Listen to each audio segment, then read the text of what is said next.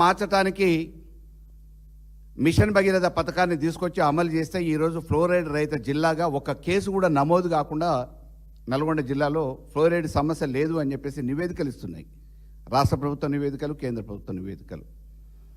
నీకు కళ్ళుంటే చూడు, ఒకసారి వాస్తవాల గురించి మాట్లాడు. ఇవాళ హ్యామ్ రోడ్ల పేరు మీదనో ఇంకో పేరు మీదనో ప్రారంభోత్సవాలు వేల కోట్ల రూపాయలతో ఎందుకు చేస్తున్నారంటే నల్లగొండ జిల్లాలో జరుగుతున్న సజీవ సత్యాన్ని ఒకసారి చెప్తున్న ఇను.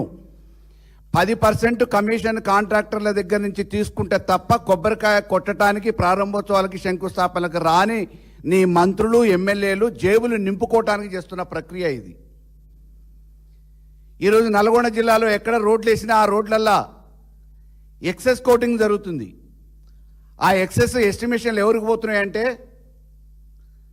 జిల్లా మంత్రులకి, స్థానిక శాసనసభ్యులకి ఇలా కమిషన్లు తీసుకోవడానికి ఎక్సెస్ కోటింగ్ పేరు మీద ప్రజాధనాన్ని దోచుకునే ప్రయత్నం చేస్తున్నారు. చెప్పిన హామీలు గాలి కొదిలేసిరు. అబద్ధాలతోని, వ్యయప్రసాలతోని, ప్రాసలతోని ఎన్నికలలో హామీలు ఇచ్చి ఆ హామీలు నెరవేర్చడానికి చేతగాక ఈరోజు వ్యక్తిగత దూషణలకు పాల్పడుతూ ఉన్నారు. నీకు చేతనైతే చర్చ పెట్టు. ఈరోజు 2034 వరకు నేనే అధికారంలో ఉంటా అని చెప్పి చెప్తున్నావు కదా. ఢిల్లీ వాళ్ళు కన్నెర్ర చేస్తే ఎప్పుడు నీ ముఖ్యమంత్రి సీటు ఓడిపోతుందో తెలియదు. ముడుపులు చెల్లించేంతవరకే, హైదరాబాద్ నుంచి ముడుపులు చెల్లించేంతవరకే నీ సీటు ఉంటుందనే విషయం నీకు కూడా తెలుసు. దాన్ని కాపాడుకోవటానికి ఒకవైపు మోడీతోని, రెండో వైపు రాహుల్తోని దోస్తానా చేస్తున్నా నువ్వు. నీ ముఖ్యమంత్రి సీటు ఎప్పుడు ఊడిపోతుందో నీకే తెలియదు. రేపు ఒకవేళ ఎన్నికలు జరిగితే ఎన్నికలలో ఏం తీర్పిస్తారో ప్రజలు తెలియదు. ఇటువంటి పరిస్థితులలో 34 వరకు ఉంటా అని చెప్పేసి ప్రగల్భాలు పలుకుతూ ఉన్నావు. నీకు ఇచ్చిన అవకాశం, ప్రజలు ఇచ్చిన అవకాశాన్ని అభివృద్ధి కోసం ఆలోచన చెయ్యి. ఇవాళ తెలంగాణ తీసుకొచ్చిన మహానుభావుని పట్టుకొని కేసీఆర్ని దుర్భాషలాడుతూ దిగజారుడు రాజకీయాలు చేస్తే ఇది మంచి పద్ధతి కాదు, బాగుండదు అని చెప్పేసి రేవంత్ రెడ్డి గారికి సూచన చేస్తూ ఉన్నాం.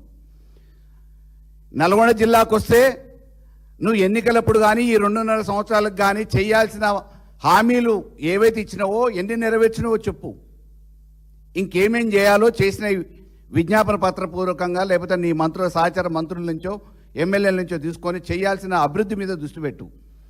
కానీ కేవలం బీఆర్ఎస్ని తూర్పారబట్టడానికో, కేసీఆర్ గారిని తిట్టడానికో నువ్వు వేదికలు పెడతా అంటే భవిష్యత్తులో జరిగే పరిణామాలకి బాధ్యత నీకు పహారా కాస్తున్న పోలీసు వాళ్ళు కూడా ఏం ఆపలేరనే విషయాన్ని ఒకసారి గుర్తుపెట్టుకోవాలని చెప్పేసి బీఆర్ఎస్ పార్టీ పక్షాన హెచ్చరిస్తున్నాం. ఇప్పటికైనా భాష మార్చుకోవాలి. మూసీ ప్రక్షాళన కోసం తొక్కుతా అంటున్నావు. ఎవరిని దొక్కుతావు? ఇవాళ అడ్డం వచ్చేది ఎవరు? దానివల్ల నష్టపోతున్న సామాన్య రైతాంగం. ఆ రైతాంగానికి వివరణ ఇవ్వాల్సిన బాధ్యత ఉన్నావు. నువ్వు ఒక ముఖ్యమంత్రి హోదాలో ఇలా తొక్కుతా అనే భాష మాట్లాడుతున్నావు అంటే ఎవరి ద్వారా? ఇప్పటికి నీ సహచర ఎమ్మెల్యేని దొక్కుతూనే ఉన్నావు పోలీసు బలగాలను పెట్టి. ఆఖరికి జిల్లా అధ్యక్షుడిని కూడా సమావేశానికి రానియకుండా పోలీసు యంత్రాంగాన్ని పెట్టి నీ జిల్లాలో ఉన్న నాయకుల్ని సమన్వయం చేసుకోవడానికి చేతగాని దద్దమ్మవి ఈరోజు బీఆర్ఎస్ మీద